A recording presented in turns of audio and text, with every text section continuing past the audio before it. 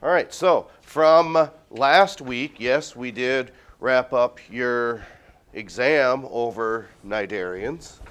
And what can you tell me about the phylum Porifera? They have osculum. Yes, they would have an osculum, that is correct.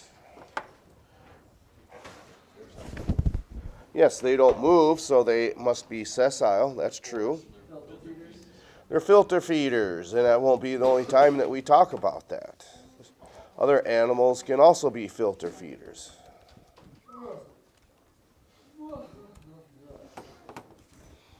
There's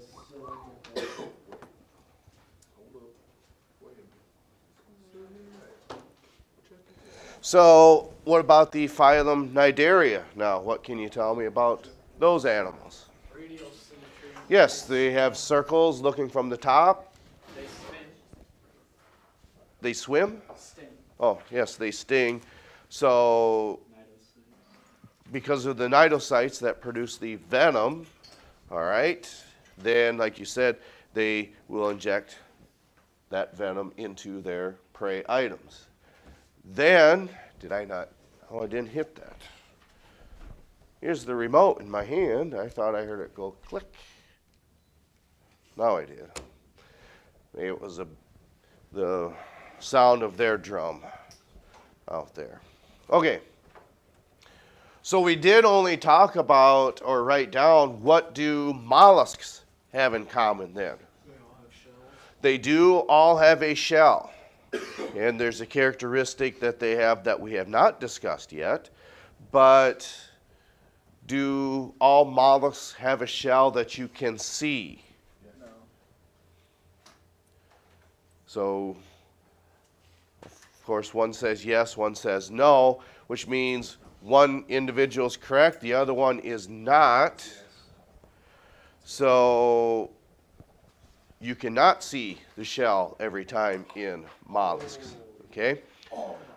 So, thank you. So what might be an example of an animal that you cannot see the shell on? So I thought we'd ask that. Then with gastropods, that's going to be on the schedule on Thursday, approximately. Does anyone know who a gastropod possibly is? No. Say that again. Nope, it's not. You're close because crabs are crustaceans. Snail or something like that. A crawfish. Mollusks. Those are arthropods, though. Yeah. Just like any type, like a hermit crab or your crayfish. Those are arthropods. That's next phylum. That's Squids. crustacean. You actually answered it correctly last time. Squids. Snails. Snails and Squids. Octopuses. well, those are all mollusks. That's true. They're cephalophyta. There's something else I wanted to say besides snails. Worms. No, those are in a Platymenthes phylum. No, it's not that. I was thinking there was something else besides that of a snail. Squids. Mussels. No, I think they're closely related. Those are more so like bivalves and or clams. But don't take anything away from it. Those are still mollusks. Okay, so moving forward, we tried to make this correlation with that of humans. Okay, so if this is a structure that holds all this together, well then it must be found within a cavity, which it is, okay?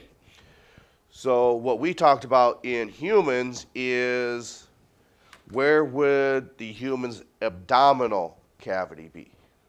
From the neck to the hips. The one just It's half of that. So it would be below your thorax here. So your abdomen is about from where your lungs sit down to basically your pelvis, because all your digestive organs are in that vicinity.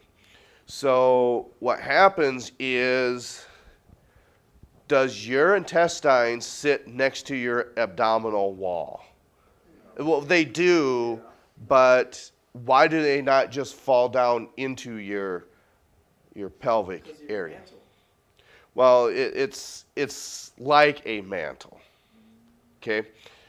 And you don't have to know it. It's actually called an omentum that holds all that body tissues in place. So we would say in this function, nature select, these animals have a mantle that holds all these together, and it's also, as you can see, a protective function. So we could say the same thing about our omentum, that would be a protective function then as well. Moving forward. Try this again. Moving forward. I know why it's not moving forward. I don't have the slide, presenter, receiver. What's this? It goes in the USB port. What would you call it, though? USB. Yeah, maybe. I don't know. Would you call it the receiver? Or if this is the clicky deal, I don't want to say remote. That's probably a better term. So once I put this in, the receiver into the computer now, into the USB port, and now we get magic to happen. Okay. So a second unifying characteristic for the phylum Mollusca, or the mollusks. They all have as you can see, a radula.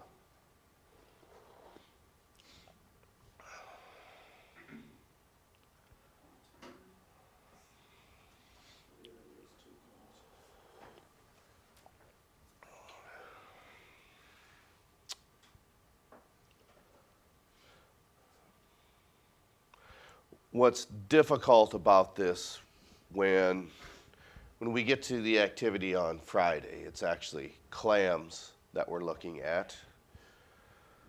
The idea is you're not going to perhaps see this structure. It's just not big enough. So when you think of a tongue-like structure or organ, what must or what might its function be?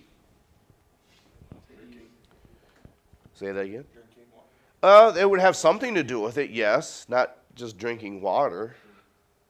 To move materials. Well, you would think so because it's part of its, next to its head, foot. That would be movement. That's right. Digest. Whoever said digestion.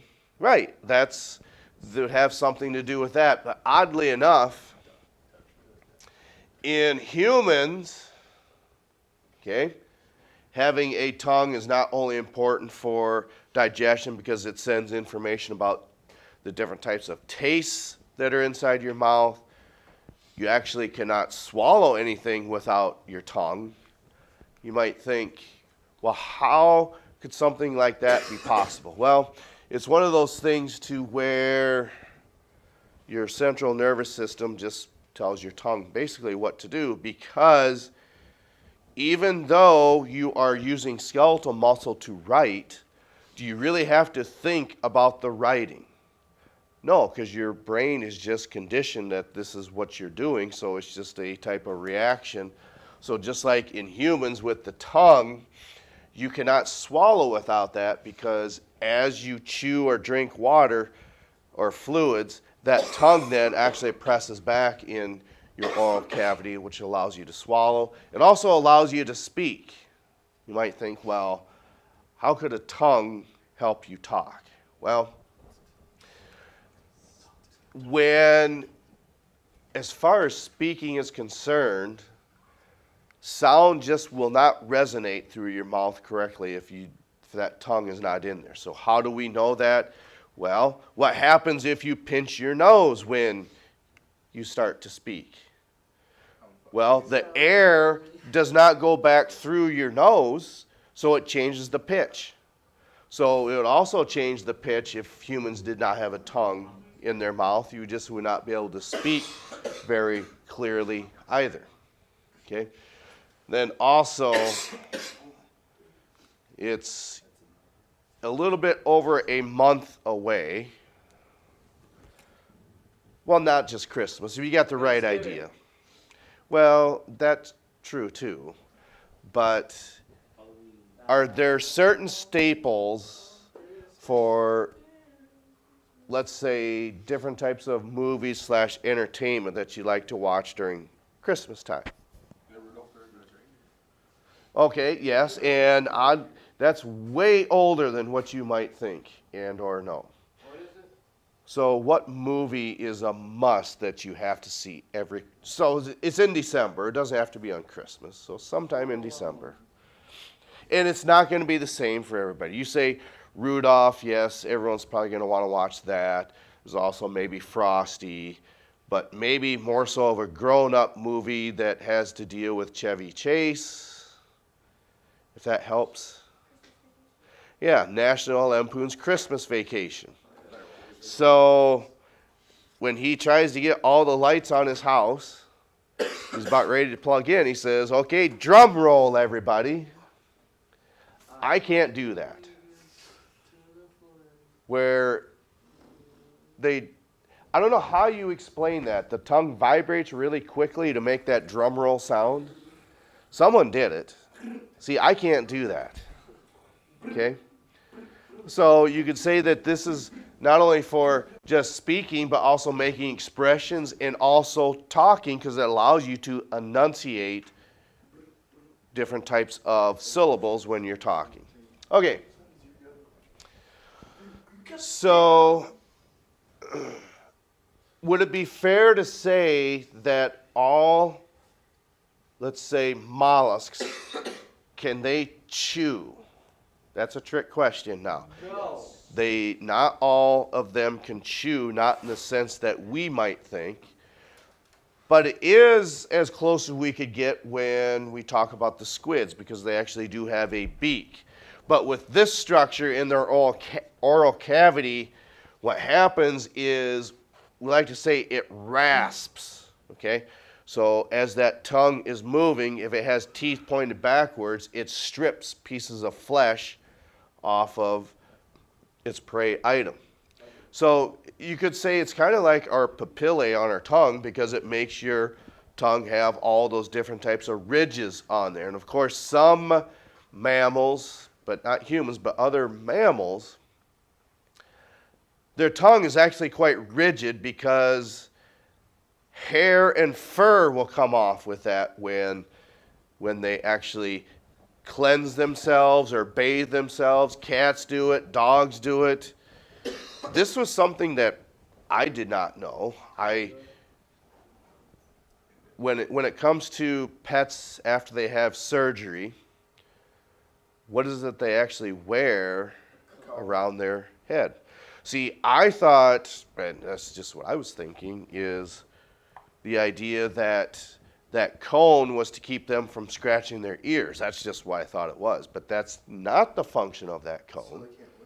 So they cannot lick their wounds, because I was actually surprised when the veterinarian said, you need to have that cone on there, or at least be paying attention to your pet slash dog, because if they lick their wounds where their stitches are, you can actually rip the stitches out of there. And you think, wow, with a tongue? Well, it's not that they have tiny teeth on there, but it is rigid enough to tear those stitches out of there.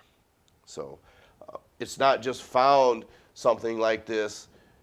It's just a similar function that nature found. Hey, this is a winning design to help animals and humans consume food, to taste it, to speak, and everything like that. Although we don't have any squid that actually talk, unless you're watching, what is it, SpongeBob or something. Yeah, well then you might have that odontophore and radula, and what is it, Squidward or Patrick, or I don't even know. Patrick, is that the starfish? Okay. And then is it, so Squidward's the squid then? That would make sense, right? They say he's both or something. They say what? Sometimes he says he's an octopus, but sometimes he says he's a squid. I don't know what he is. Okay. Well, Gee, I really don't know, but how do you think, and you might not know, when you look at the exterior anatomy, how might the structure of a squid be different than that of an octopod? Do we know? They've got 8 arms. The squid has like a pointy head. Well, and the squid actually has a pointy head. They have two retracting tentacles. Where the squid, see, I'm doing that now.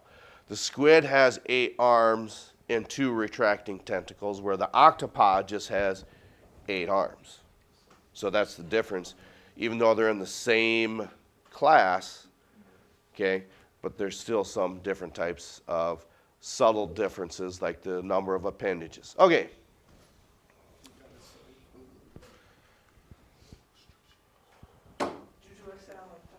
All right, we want to keep our knowledge warm. Once we soak it into the cranial cavity, yeah.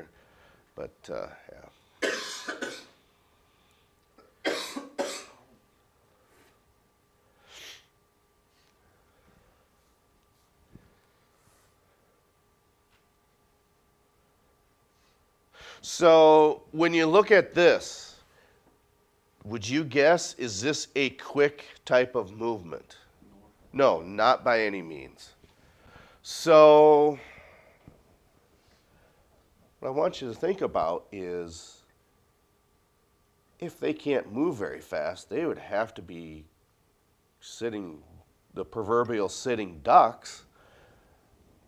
But what is it about, we could say, clams that... They look like rocks. They look like rocks. Right, so not only could you maybe say, not mimicry, but actually have camouflage to bend into their surroundings, but then what about the shell itself?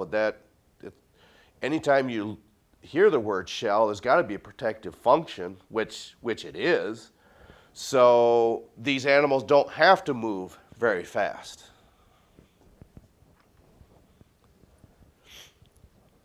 Which we could say the same thing about last chapter. Do jellyfish have to move very fast? And their answer is no, because nature selected them to be able to catch fast-moving prey, vertebrates like fish, because it'll actually just envenomate them and cause them to be paralyzed and then can consume them at a later time. And whoever said whenever they feel like it, that would be a good way of looking at that. Okay.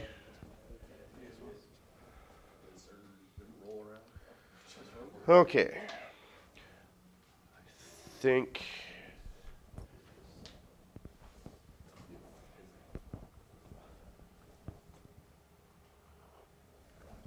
I think the gastropods are first.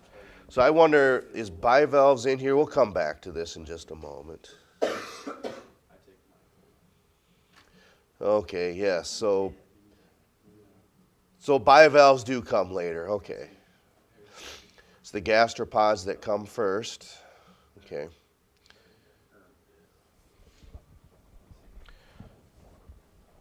I don't want to get too far ahead.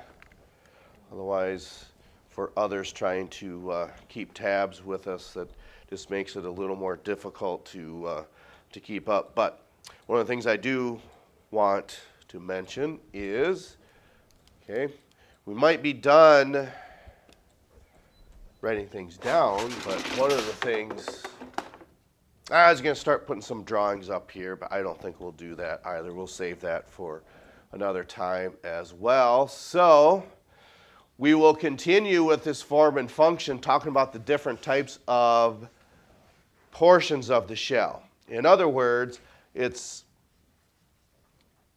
I don't want to say similar terminology, we're just applying it differently, because when you look at the gastrovascular cavity for cnidarians, was it just 1 layer, 2 layers, or 3 layers? 3. It was actually 3. You have the epidermis on the outside, then what's on the far inside? Is it the mesoglea or the endodermis? It's actually endodermis, and the mesoglea was actually in the middle. So when we talk about that, the shell that's mainly composed of calcium carbonate, well, that's the mineral that makes up the shell. It actually has 3 different layers as well. So it's a type of design, again, that nature selected animals to have that take place. Why that could possibly be, I really don't know. Maybe it's the cross patterns of the minerals. Maybe that makes it more rigid and maybe more sturdy for that animal. Could be for a variety of reasons, but it's just a winning design that nature selected. Hey, if we have this shell, let's make that 3 layers as well. Okay, that's all I have. We'll catch up to you next time.